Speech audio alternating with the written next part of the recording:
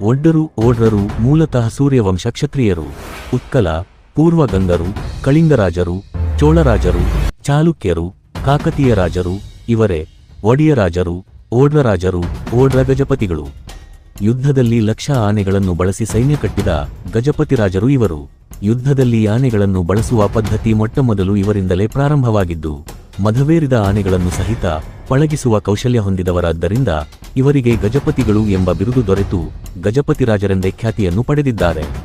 ಇಂತಹ ರಾಜವಂಶಕ್ಕೆ ಸೇರಿದ ಸಮುದಾಯದವರು ಇವರು. ಬೆಟ್ಟ, ಗುಡ್ಡ, ಕಲ್ಲುಬಂಡೆಗಳನ್ನು ತಮ್ಮ ತೋಳ್ಬಲದಿಂದ ಪುಡಿಮಾಡಬಲ್ಲ ಬಾಹುಬಲವನ್ನು ಹೊಂದಿರುವ ಬಲಾಢ್ಯರು.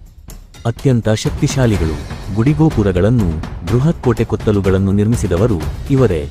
ಕಲ್ಲಿನಲ್ಲಿ ಸುಂದರ ಕಲೆ, ವಾಸ್ತುಶಿಲ್ಪಗಳನ್ನು ರೂಪಿಸಿದ ಅಮರ ಶಿಲ್ಪಿಗಳು ಇವರೇ. ಇವರೇ ಈ ದೇಶದ ಮೊದಲ ಸಿವಿಲ್ ಇಂಜಿನಿಯರುಗಳು.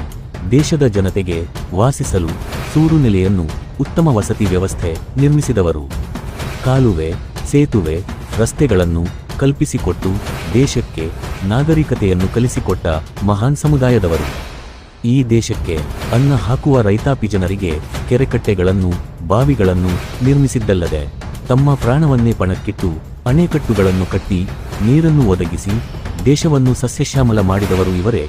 ಹಾಗೂ ಸಮಸ್ತ ಜೀವಕೋಟಿಗೆ ಜೀವಜಲವನ್ನು ಕೊಟ್ಟು ಜೀವದಾನ ಮಾಡಿದವರು ಇವರೇ.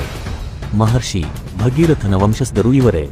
ಒಡ್ಡರು, ಒಡ್ಡೆರಾಜು, ಒಡಿಯರಾಜು ಸಮುದಾಯದವರು. ಇವರು ಈ ದೇಶದ ಮೊದಲ ಪ್ರಪ್ರಥಮ ಸೂರ್ಯವಂಶ ಕ್ಷತ್ರಿಯರು. ಶ್ರೀರಾಮನ ನಿಜವಾದ ಅಸಲಿ ವಾರಸುದಾರರು ಇವರೇ. ಇವರಿಗೆ ನಿಖರವಾದ ಇತಿಹಾಸ ಚರಿತ್ರೆಯಿದೆ. ಧನ್ಯವಾದಗಳು.